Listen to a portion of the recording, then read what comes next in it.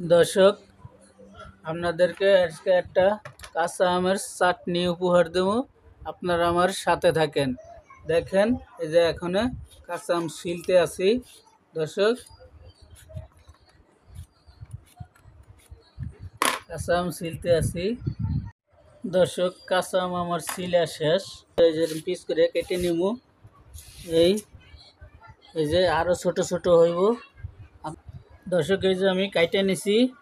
এখন এগুলারে সিদ্ধ দেবো। এই যে আমগুলা কেটে এখানে এই চুলায় দিয়ে দিলাম। এখন এই আমগুলা সিদ্ধ করে নেব। জাল ধরাই দিলাম। দর্শক আমি এখানে ডেকে দেব ঢাকনা দিয়া, যে তাড়াতাড়ি সিদ্ধ হয়ে যায়।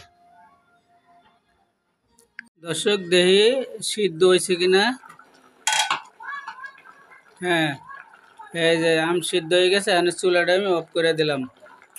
এই যে অফ করে দিলাম। দর্শক, সিদ্ধ শেষ। এখন নামাই ফেলাবো।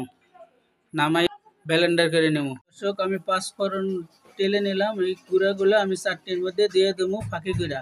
দর্শক, এখন আমি চিনি দিয়ে দেব জাল টক চাটনির ভিতরে। যে চিনি দিয়ে দিচ্ছি,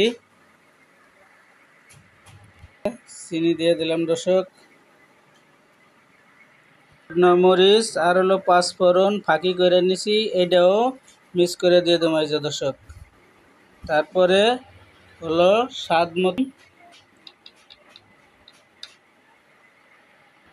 দর্শক, এই যে আমি বিট লবণ দিয়ে দিলাম। এখানে বিট লবণ দিয়ে এখানে ব্লেন্ডার করবো। দর্শক, আমি এখানে ব্লেন্ডার করবো।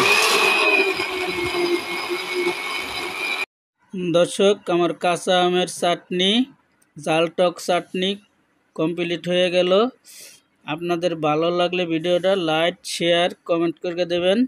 আমি দেখবো এবার। এই যে দেখেন কত সুন্দর হয়েছে, কালারটাও সুন্দর হয়েছে। আমি খেয়ে দেখবো ভালো হয়েছে কিনা। দর্শক,